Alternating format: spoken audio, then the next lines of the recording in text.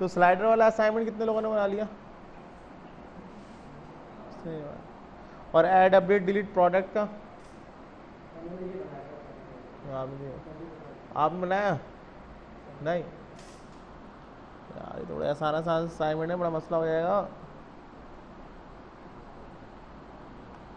चलो भाई क्या करें अब, आगे चलते हैं।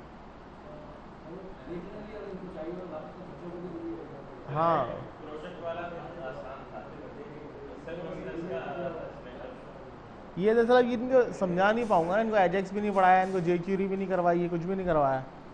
तो हाँ हाँ मैं देख लूँगा खुद इसका, उसका मसला नहीं। तो आज हम लोग रजिस्ट्रेशन पेज पढ़ते हैं, ठीक है।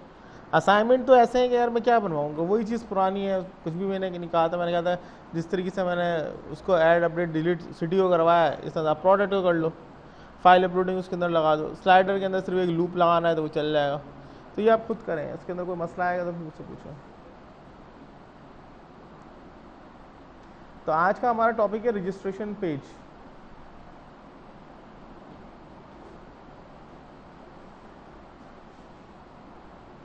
रजिस्ट्रेशन पेज के अंदर हम लोग ये देखेंगे कि किस तरीके से जो है ना हमारे पास जो है वो जे क्यूरी अप्लाई होती है।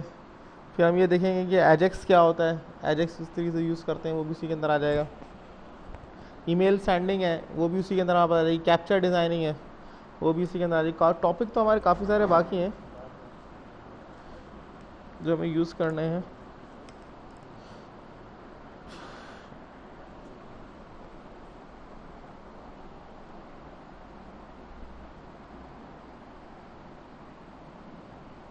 अब अगर हम एक HTML का टेबल बनाएं और उसके अंदर ये पेज हमें बनाना है, जैसे उसका टारगेट देख लेते हैं।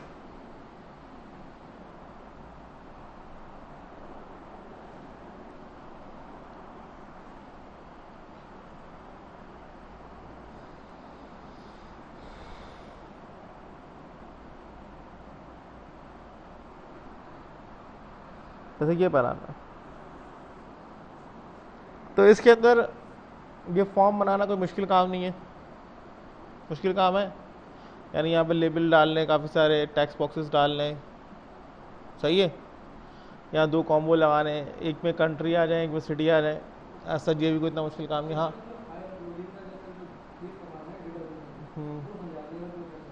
करवाया तो लास्ट टाइम। हाँ हाँ तो पार्ट डेटाबेस में तो सेव हो रहा था। अरे भाई दिखाता हूँ मैं तुम्हें तसल्ली अब करवानी पड़ेगी। हाँ बन रही है, लास्ट टाइम मैंने करवाया था यार, यही करवाया था। उसके अंदर 5 ही तो हमने सेव किया था।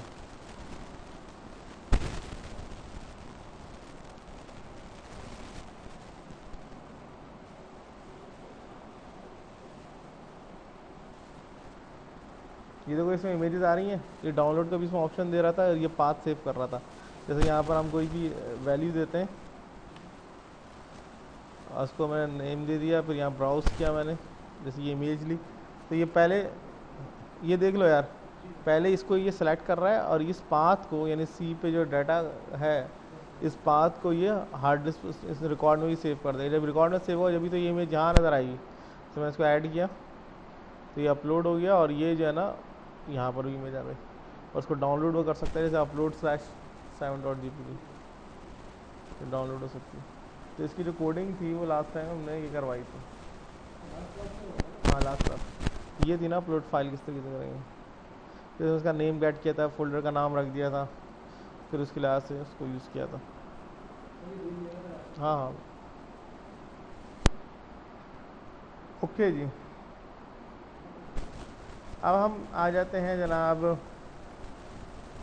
रजिस्ट्रेशन पेज के ऊपर। तो रजिस्ट्रेशन पेज के अंदर ये चीज़ें ऐसा कोई मुश्किल चीज़ नहीं है जो अभी मैं आपको दिखा रहा था। तो इसको हम कॉपी कर लेते हैं। कॉपी करने के लिए आप यहाँ पर जाएंगे,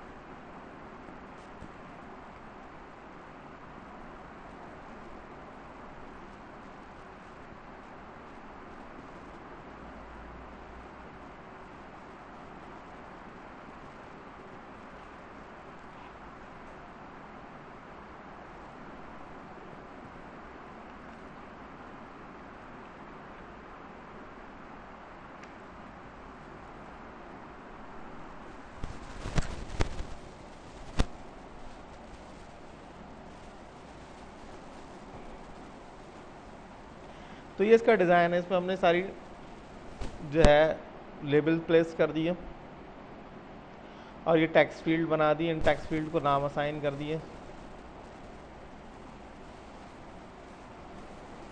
जैसे इसको हमने नाम दे दिया कस्टमर नंबर, इसको नाम दिया name, contact name, TXT phone, ठीक है, एड्रेस,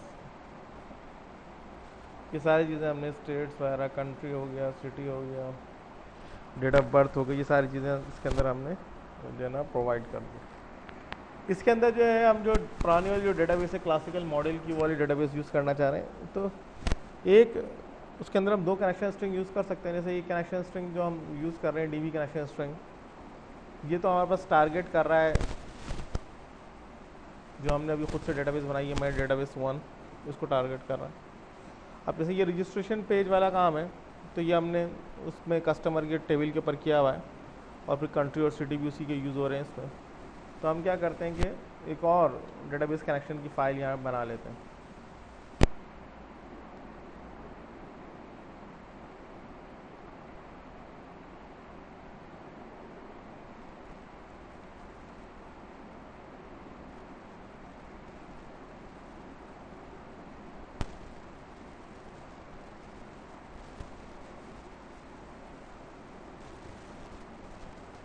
तो इसके लिए हमने इसको कॉपी किया DB कनेक्शन को, Ctrl+C Ctrl+V, इसको नाम दे दिया DB कनेक्शन 2। तो 2 डेटाबेस कनेक्शंस की हमारी फाइल्स जो है ना वो इस वक्त बन गई।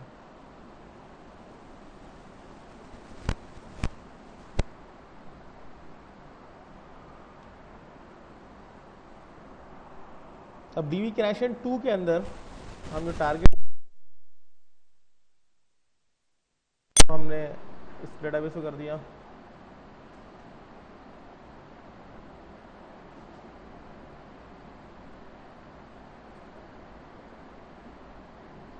क्लासिक मॉडल्स, इसको कर दिया।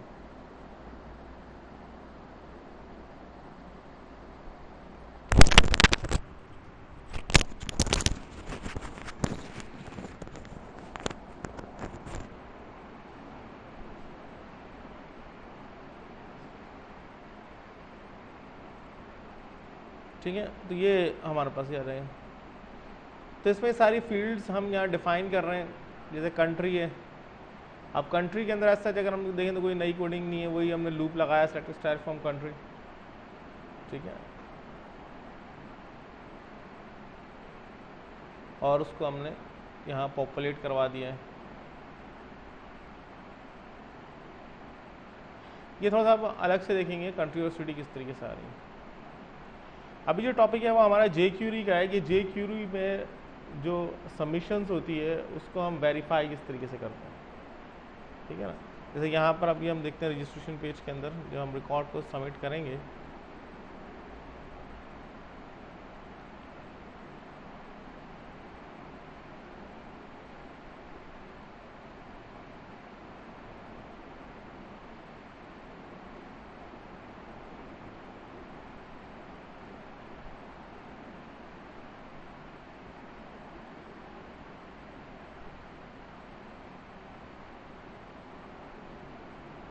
तो ये सबमिट करने के बजाय डाटा को रोक देता है और यहाँ पर आपको मैसेज दे रहा है प्लीज़ इंटर नेम, यानी अगर हम नेम सही इनपुट नहीं देंगे आपको आगे नहीं जाने देगा। अगर हमने नेम इनपुट दे दिया तो दैन फिर वो नेक्स्ट चीज़ को वेरीफाई करेगा। जैसे ये आ गया कि फ़ोन नंबर सही दें। हाँ,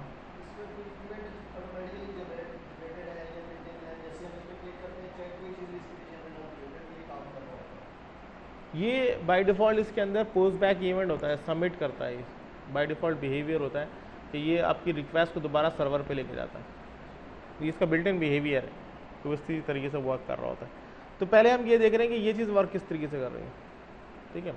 तो इसके लिए हमने यहाँ पर क्या किया, जैसे ये नेम है, ये प्लीज एंटर नेम है, तो इसके नीचे हमने एक कंट्रोल यूज़ किया हुआ है स्पैन का, स्पैन यानी HTML का एक टैग है, इसको यूज़ कर रहे हैं। इसके अंदर हम एक क्लास डिफाइन कर रहे हैं। क्लास हम यूज़ करते हैं ग्रुप्स करने के लिए, यानी अगर बहुत सारे हमारे पास टैग्स हैं, हम उनको ग्रुप करना चाह रहे हैं, ग्रुप करने का हमें फ़ायदा ये होगा कि फिर इसको हम जर्नलाइज कर सकते हैं। यानी जर्नलाइजेशन से मुराद ये होगी कि जैसे मैंने कहा कि तमाम जितने भी एरर्स हैं वो हाइड हो जाएं, तो उनको हम हाइड कर सकते हैं। ठीक है, एक पर्टिकुलर एरर को हम शो करवा सकते हैं, ये तमाम चीज़ें उसके अंदर आ जाएंगी।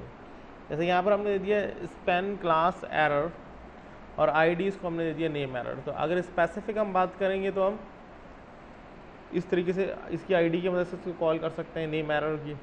और अगर हम इसको ओवरऑल जितने भी एरर मैसेज उनको हाइड करना चाहें तो हम इसकी क्लास को कॉल कर लेंगे। तो क्लास जो है बहुत सारे टैग्स को या फिर आप समझ लें कि लाइंस को ग्रुप करने के लिए यूज़ होती है। ठीक है, इसको लिखने का तरीका ये है कि आपने यहाँ पर ये इसका एक टैग बना दिया और इसके बीच में आपने इसको मैसेज दे दिया जैसे प्लीज़ एंटर नेम। तो इसका मतलब ये होगा कि जब हम इसको सबमिट करेंगे और आपने यहाँ पर कोई वैल्यू नहीं दी तो वो आपको मैसेज दे देगा कि प्लीज़ एंटर नेम। अच्छा, आगे आ जाएं, आप आगे आ जाएं यार, इतनी दूर नज़र नहीं आते, आपको बोल रहा हूँ।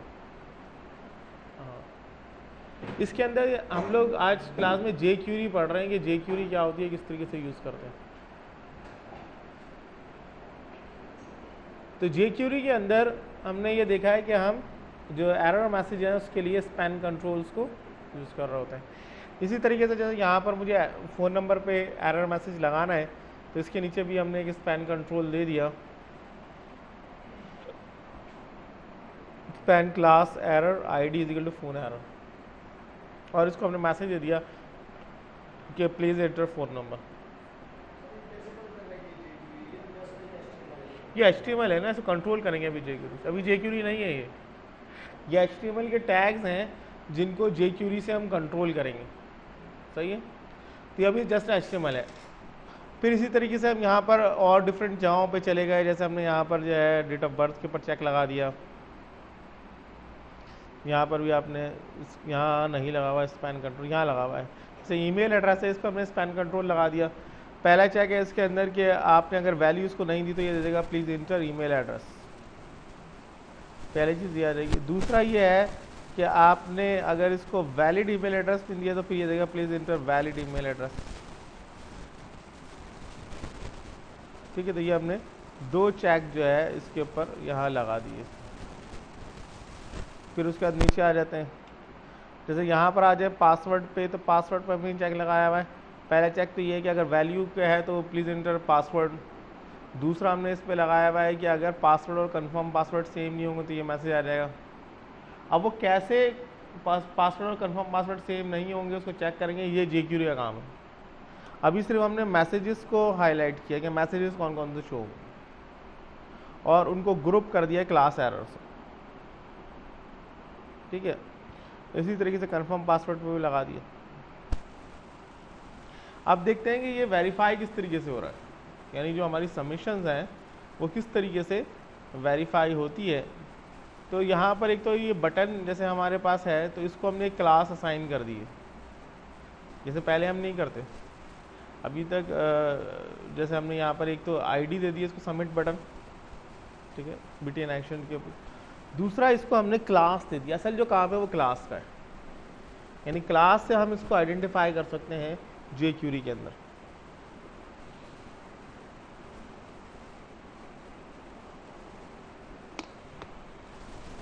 अब jQuery लगाते हैं किस तरीके से। jQuery एजेक्स या जावास्क्रिप्ट है जिसको हम यूज़ कर रहे होते हैं, इसको हम टॉप पे डिक्लेयर करते हैं जहाँ पर हमारे पास जावास्क्रिप्टिंग का पोर्शन होता है। जैसे यहाँ पर है ना हेड के अंदर, तो यहाँ हम लगा रहे हैं, जैसे हमने इसको लगा दिया registration.js, यानी ये jQuery की हमने एक फ़ाइल बनाई है जो कि टॉप पे हमने इसको इनिशलाइज कर दिया है। तो जैसे ही टॉप पे वो इनिशलाइज हो जाएगा तो उसके अंदर ये भी है कि हमारे पास जो बटन है जब प्रेस होगा तो ये इसको कॉल करेगा। ये तमाम चीज़ें उसके अंदर जो है ना वो हमारे पास जो है वो बिल्ट इन है, वो उसको यूज़ कर रहा है। अब हम ये देखते हैं कि registration.js की जो फाइल है उसमें क्या लिखा हुआ है।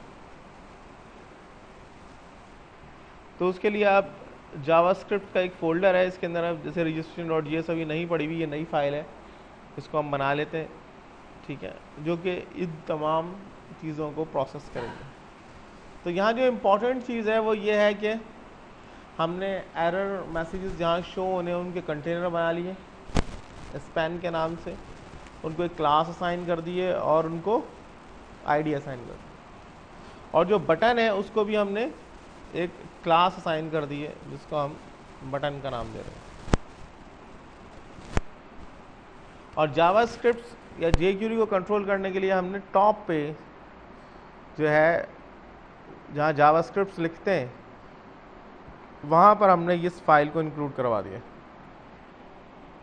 यानी ये पूरा टैग लिखेंगे इसमें, script tags JavaScript source equal to this. अच्छा, यहाँ पर इसको हम कॉपी कर देते हैं जो जावास्क्रिप्ट का है,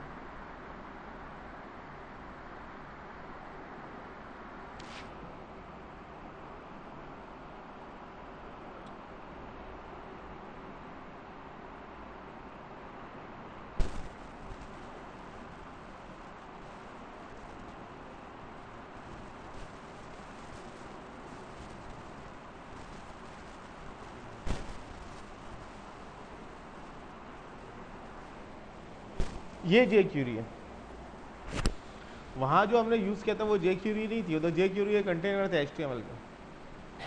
असल जो jQuery लिखते हैं वो ऐसे लिखते हैं, यानी सबसे पहले जो टैग है टॉप पे वो हमने यूज़ किया है jQuery, इसका मतलब यहाँ से jQuery स्टार्ट हो रही है। फिर उसके बाद यहाँ पर हमने फंक्शन एक बनाना चाह रहे हैं jQuery का, तो फंक्शन का टैग है उसको यूज़ कर लिया। फिर ये फंक्शन यहाँ से स्टार्ट हो रहा है, यानी इसकी ब्रैकेट हमने ओपन की है, और ये फंक्शन जो है ये लास्ट में क्लोज होगा।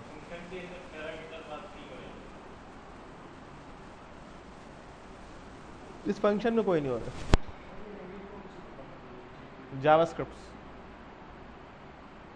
जावास्क्रिप्ट की जो एडवांस फॉर्म है वो jQuery है, सही है। अच्छा, जैसे वहां पर हमने स्पैन कंट्रोल यूज किया था तो उन सबको जो आईडी थी यानी क्लास वेरिएबल जो था उसका वो हमने असाइन किया था एरर, यानी क्लास जिसको हमने दी थी एरर। इस तरीके से और भी जितने भी स्पैन कंट्रोल हमने यहाँ चूज़ किए थे उन सबको क्लास जो थी वो हमने एरर दी थी। तो यहाँ जो पहली जो चीज़ हम यूज़ कर रहे हैं वो ये एक फंक्शन है jQuery का, जो कि किसी भी क्लास के जितने भी वेरिएबल्स होते हैं या जितने भी टैग्स होते हैं उनको ये हाइड कर देता है।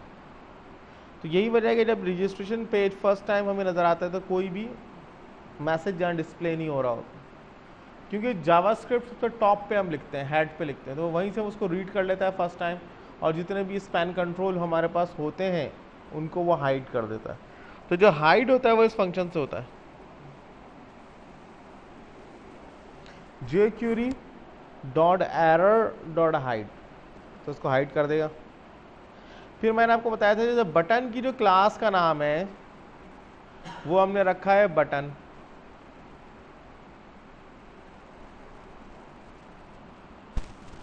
इसके ऊपर अब हम फंक्शन अप्लाई कर रहे हैं, यानी हम ये कह रहे हैं एक तो टॉप का फंक्शन है ये तो लाजमी एग्जीक्यूट होगा,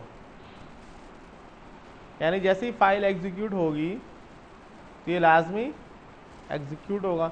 दूसरा हमने इसके इवेंट पे एक फंक्शन सेट कर दिया है बटन के क्लिक के इवेंट के ऊपर। तो अगर बटन के क्लिक के इवेंट पे हमें एक फंक्शन सेट करना है तो हम उसको इस तरीके से लिखेंगे jQuery.button.click। बटन हमारी क्लास का नाम है, डॉट क्लिक इसका फंक्शन है। हाँ, जो फंक्शन यहाँ अवेलेबल है वो कर सकते, ठीक है। जैसे यहाँ पर लिस्ट आ रही है या नहीं आ रही है,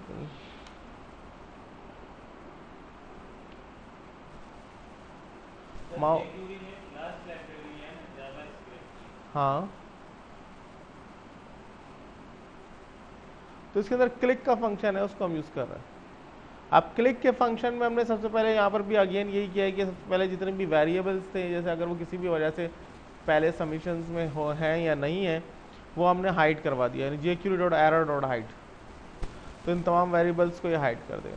अब उसके बाद जैसे मैंने आपको ये बताया था कि यहाँ पर दो मोस्ट इम्पॉर्टेंट चीज़ें होती हैं, जैसे शुरू से हम डिस्कस करते हुए आ रहे हैं कि टेक्स्ट बॉक्स की भी अगर हम बात कर लें या फिर हम लेबल्स की बात कर लें तो यहाँ पर दो मोस्ट इंपॉर्टेंट चीज़ें होती हैं, एक होता है नेम और दूसरा होता है आईडी। जो नेम है इसका वो हमने रखा है txt कस्टमर नेम, ये PHP यूज़ करेगी, शुरू से हम यही देखते आ रहे हैं PHP इसको यूज़ करती है। जो आईडी है ये jQuery यूज़ करती है, ठीक है।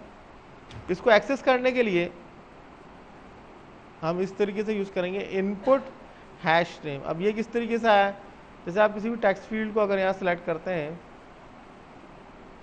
देखिए इसका नाम वो क्या बना रहा है, इनपुट हैश नेम। हाँ हाँ हैश। इनपुट इसकी जर्नल क्लास का नाम है, यानी जिससे जैसे टेक्स्ट बॉक्स है उसको इनपुट क्लास है इसकी जर्नल क्लास, ये इनपुट वेरिएबल कहलाता है, ठीक है। अब इसी जिस तरीके से हम यहाँ पर देखते हैं तो ये इसकी जो जर्नल क्लास है वो सिलेक्ट है, इसी तरीके से इसकी हम क्लास के नाम करते हैं वो इनपुट है। तो इनपुट इसकी जर्नल क्लास है। इसको एक्सेस करने का तरीका ये होगा, अगर हम टेक्स्ट फील्ड को एक्सेस करना चाह रहे हैं तो यहाँ पर हम दे देंगे jQuery इनपुट हैश नेम। तो ये खाली नेम वेरिएबल को उठाएगा और उसकी क्योंकि हमें वैल्यू गेट करनी है तो यहाँ दे देंगे डॉट वैल।